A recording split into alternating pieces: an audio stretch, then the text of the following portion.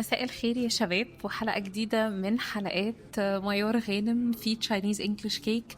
مبسوطة جدا جدا بالفيدباك بتاعكم، مبسوطة جدا جدا بانكم حليتم التاسكات وجاوبتوا بشكل جميل جدا جدا على التاسك اللي سبناه في الفيديو اللي فات. وان شاء الله النهارده في الحلقة دي هنعمل شغل كويس قوي قوي قوي. عايزاكم تعملوا سبسكرايب ولايك وفعلوا البل عشان يوصلكم كل حاجة بنعملها from A to Z. زي ما انتوا عارفين ان احنا بدأنا كورس اللغة الصينية، وكان من اهم الحاجات اللي اشتغلنا عليها في الفترة الأخيرة. درسنا في الحلقة الأولى المقاطع الساكنة، ودرسنا في الحلقة الثانية المقاطع المتحركة بأنواعها from A to Z.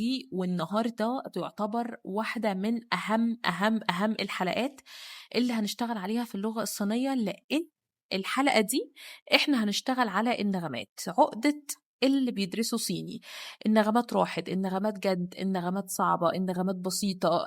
الناس كتير قوي اختلفت في آرائها حول النغمات. فالنهاردة في الحلقة دي احنا هندرس النغمات عاملة ازاي، صعبة ولا سهلة، ايه عيوبها، ايه مميزاتها، ليه بنشتغل اصلا على النغمات، استفاد ايه من النغمات، ايه لازمة النغمات. كل الحاجات دي هنقولها في الحلقة بتاعت النهاردة. عايزة اقول لكم ان النغمات زي التشكيل في اللغة العربية، هي بتحاكي التشكيل باللغة العربية. يعني مثلا لو جبنا كلمة جمل اللي احنا شايفينها دي، لو احنا كلمة جمل قلناها جمل، غيرنا التشكيل، المعنى كاملا بيتغير. المعنى والصفة نفسها أو تصنيف الكلمة نفسها ممكن تقلب من اسم لفعل وهكذا. فمعنى ذلك إن التشكيل في اللغة العربية بيقابله النغمات في اللغة الصينية، ودي حاجة بتأثر بشكل كبير على معنى الجملة. فأنا كمتعلم لغة صينية لو ما ظبطتش النغمات أنا مش هعرف أتكلم صيني. مع احترامي للجميع، النغمات أهم كتير جدا جدا جدا من أي حاجة أنت ممكن تشتغل عليها. النغمات أهم من إنك تحفظ جمل، النغمات أهم من إن أنت تحفظ كلمات، النغمات أهم من إن أنت تعرف قواعد، النغمات أهم من الاستماع. النغمات والاستماع وجهان لعملة واحدة. فاللي هينمي النغمات غصب عنه استماعه، هي مهارة الاستماع عنده هتعلى. لأن أنا مستحيل أنمي النغمات إلا لما أسمع صينيين بيتكلموا. النغمات أهم من الكتابة. أهم مهارة أو أهم صفة أنا ممكن أشتغل عليها في بدايتي للغة الصينية هي النغمات. زي ما احنا شايفين كده يا جماعة، إيه الحلقة الثالثة اللي هندرسها، وبجد بجد بجد متأكدة ان الحلقة دي ان شاء الله هتعجبكم. هندرس ان شاء الله في الحلقة بتاعت النهاردة، عملت لكم باوربوينت عشان نعرف احنا هنشتغل على ايه وهندرس ايه. في اخر الفيديو يا جماعة انا سايبه لكم تاسك بعد ما نشتغل على الحلقة بتاعت النهاردة، لازم تشوفوه تعملوه. ده اللي هيقول لكم انتوا فهمتوا النغمات بشكل صحيح ولا لا. اول حاجة هندرس الستبس اللي هنبدأ بيها شرح النغمات. هنعرف ازاي نفرق ما بين التونز وبعضها، ايه الفرق ما بين التونز عموما، الرولز بتاعه الميكسنج بتاعه التونز دي، يعني لو حطيت نغمه تانية مع تالتة انطقها ازاي. طبعا هناخد اكسرسايزز او تمارين. زي ما قلت لكم المره اللي فاتت ان اللغه الصينيه بتتكون من كلمه، والكلمه زي ما قلت لكم ان هي بتتكون من النشل اللي هي الحروف الساكنه، وبعد كده الفاينل. يبقى الكلمه بتتكون من الحروف الساكنه وبعد كده الفاينل اللي هو الحرف المتحرك اللي شرحناه المره اللي فاتت، والفاينل ده بيبقى عليه التون او عليه النغمه اللي بنشتغلها.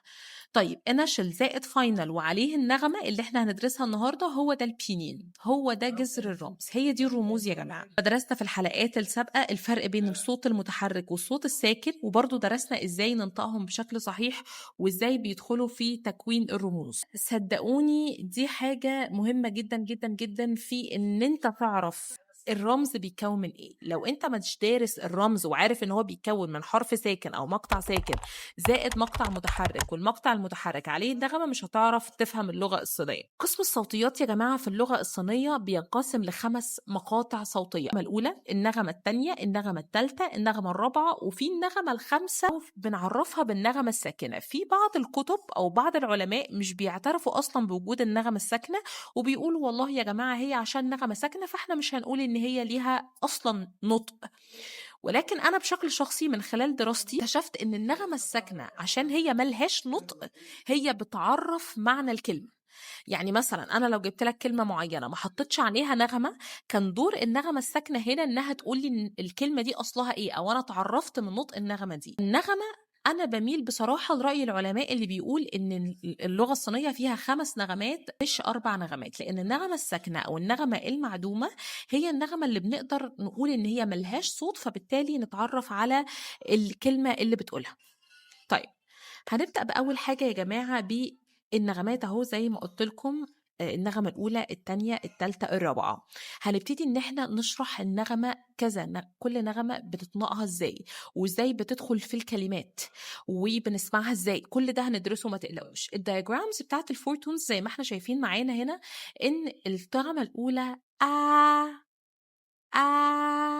صوت هادي رقيق، ببدأ بأعلى تون عندي في صوتي اللي هي السطر الخامس. بصوا يا جماعة، السطور اللي موجودة قدامكم دي هي الطبقات الصوتية أو الطبقات اللي موجودة في الأحبال الصوتية. الطبقة الخامسة هي أعلى نغمة، أو زي ما لو الناس اللي دارسة موسيقى هتعرف إن الطبقة الخامسة في الموسيقى هي أعلى طبقات الغنى اللي هي بيوصل ليها مغنيين الأوبرا. فالطبقة الخامسة هي أعلى طبقات اللي بوصل فيها للنغمة الأولى، فبالتالي بتبقى عالية جدا جدا. يعني اسمعوا كده، آه نغمة عالية، في نفس الوقت ما فيهاش اهتزازات، طالعة من البق من الحنجرة، وفي نفس الوقت مستقيمة، ما بتكسرش الهواء قدام بقي. يعني أنا لو حطيت ورقة قدام بقي مش هلاقي إن النغمة دي بتكسر الهواء ولا بتأثر عليها، لا بالسلب ولا بالإيجاب. هي نغمة عالية بتطلع من أعلى طبقة صوتية عندي، ومستقيمة ما بتكسرش الهواء. دي بنسميها النغمة الأولى. لو كده ندرس النغمة الأولى، هقرأ لكم أنا كاتبة إيه بالإنجلش. طبعا بالإنجلش أسهل كتير قوي إن أنت تشرح النغمات، فأنا فضلت إن أنا أعمل الباوربوينت بتاعي بالإنجلش وأشرحه لكم بالعربي. النغمة الأولى: When your voice becomes higher and flatter, you produce the first tune. The syllable is pronounced with a drawn out tone that doesn't drop or rise. So زي ما قلت لكم، ما بيعملش دروب ولا بيعمل رايس. يعني مش بتطلع صوت جامد قوي قوي، ولا بتنزل صوتك قوي قوي قوي. هي نغمة مستقيمة flatted، موازية مع الطبقة الصوتية، وهي أعلى طبقة صوتية في حنجرتك. So the first tone Spanish is written as long line above the vowel as the number one, for example. Instead of ما، زي ما قلنا في الحروف الساكنة إن الحرف الساكن هو مو، يعني الإم ده لو إحنا جينا نطقناه هنلاقيه إن هو مو، بس لما بنضيف عليه النغمة الأولى لازم زي ما قلت لكم بيبقى النغمة عالية جدا، أعلى طبقة صوت عندي، وفي نفس الوقت بتكون فلاتد والسيلبل مع الهواء، يعني موازية مع خطوط الهواء قدام بقي، مش بتكسر الهواء. تعالوا كده ناخد تمارين. أول رمز، أنا مش عايزاكم تبصوا للرموز يا جماعة، يعني الرموز اللي موجودة في الأول بعد النقاط دي هندرسها بعدين. أنا عايزاكم تبصوا للبينين. زي ما انتوا شايفين البينين هنا، مع الإم مو أو م، والإيه الأصوات المتحركة، وآدي الحرف المتحرك أو المقطع المتحرك عليه النغمة، يبقى يتنطق مع. طيب تعالوا كده نشوف الكلمة التانية، ت ت ت ت ت ت وين. ده المقطع المتحرك اللي درسناه وهو بينتمي للكومباوند فاينلز زي ما انتوا شايفين. وعندنا النغمة الأولى اللي هي أن فنركبهم على بعضها، تين تين تين. طيب الكلمة اللي بعدها عندنا الاتش، وهي المقطع الساكن اللي هو الاتش، وبعد كده الاي اي اللي هو المقطع المتحرك اي. فلما بنيجي ندرسهم مع بعض تبقى خي، لما نيجي نحطهم على بعض هيبقى خي. صوتي عالي، جايبة أعلى طبقة صوتية عندي، وفي نفس الوقت صوتي ما كسرش الهواء اللي قدام بقي. كده عندنا الكلمة اللي بعدها اللي هي الواي، المقطع الساكن اللي قلت لكم عليه، وبعد كده الاي مع النغمة الأولى، هي. زي ما قلت لكم النغمة الأولى ما بتتحركش، هي النطق ثابت في جميع الأشكال. بعد كده عندنا الكلمة اللي بعدها اف، فا أنا كاتبه لكم الكلمة وكاتبه لكم الرمز عشان لما نبقى في الحلقة 10 أو الحلقة 12 ترجعوا للPDF وتبقوا عارفين الكلمات دي. المستقبل يا جماعة، وبعد ما نشتغل مع بعض شوية هنلاقي إن الحرف، أو هنلاقي إن الكلمات دي اوريدي بقينا عارفينها، وبقينا بنقدر ان احنا نقرا الرموز من غير ما نقرا البينين. فالبينين ده بس عشان احنا لسه في الاول، لكن لما ندرس بعد كده اللغه الصينيه ونعرف الرموز هنعرف ان كل ده سهل ان احنا نعرفه خالص من غير البينين. يعني البينين هيبقى حاجه بسيطه جدا. بعد كده عندنا شن شن. بعد كده جوا جوا جوا. بعد كده ماو ماو ماو. بعد كده عندنا سن. وبعد كده تشو تشو تشو. زي ما قلت لكم كل دي كلمات أنا مارست عليها النغمة الأولى، مقطعي الساكن زائد المقطع المتحرك، سواء بقى إذا كان مفرد أو كومباوند أو نيجر زي ما شرحناهم في الحلقة اللي فاتت، وعليهم النغمة بتاعتنا. هي دي النغمة الأولى، وهي يعتبر هي والنغمة الساكنة من أسهل النغمات، وما أعتقدش أي حد بيعاني منها يعني. بعد كده يا جماعة هندخل على النغمة التانية أو السكند تون، بنسميها النغمة اللي بعلى فيها شوية أو rising tone. So the second tune is produced by raising one's voice. So the pitch begins slow and then gradually rises. It's written as rising dash above the vowel of the number 2 امبيني. يعني ايه الكلام ده؟ تعالوا نرجع ورا شوية لشكل النغمة التانية. لو احنا كده بصينا لشكل النغمة التانية هنلاقيها انها بتبدأ من الطبقة الثالثة للحنجرة، يعني ما ببدأيش صوتي واطي قوي، لا ببدأ صوتي عالي شوية، وبعد كده بطلع تلقائي آه آه آه، زي هي بتاعة الاستغراب، ببدأ قليل وبعد كده بطلع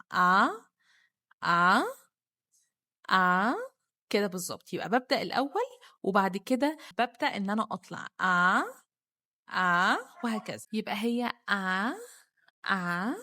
ده النطق بتاعها، ببدأ إن هي واطية شوية للدرجة الثالثة، وبعد كده ببتدي أعلى وهكذا. طب تعالوا ناخد مثال. هنا الام اللي هو المقطع الساكن، وبعد كده ده مقطع صوتي اللي هو النيشن، فهتبقى مان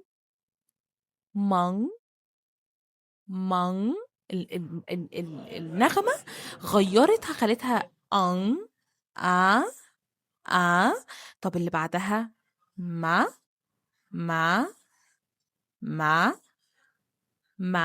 لازم تحس ان انت بتسأل ما long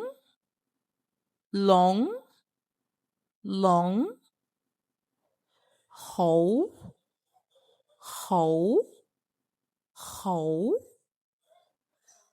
لاي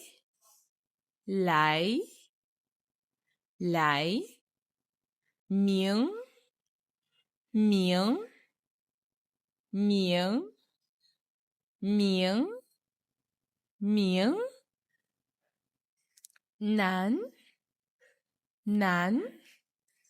نان خاي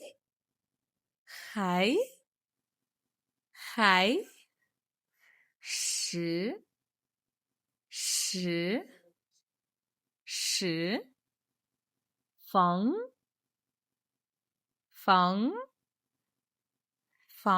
كل الكلمات اللي قلتها دي بلا استثناء هتلاحظوا ان فيها حاجة مشتركة، وهي ان انا صوتي في الكلمات كلها تحسوا ان هو علي، تحسوا ان هو بدأ من منتصف الطبقات وعلي. دايما حس ان انت بتسأل مان لاي هو.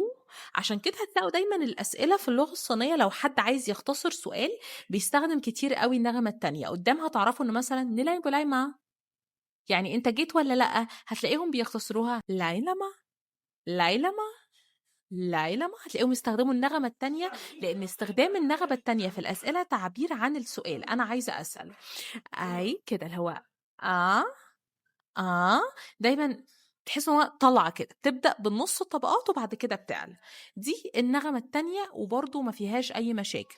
لاحظوا يا جماعه قدام ان الدمج ما بين النغمات هيبقى في الجمل، يعني دي انا جايبه لكم كلمه مفرده، قدام ممكن نعمل كلمتين جنب بعض زي ما هنشوف في التاسك، وبعد كده بنطلع بيهم. فصدقوني كل ده طبيعي جدا، بس بنبدا مع بعض واحده واحده. اوكي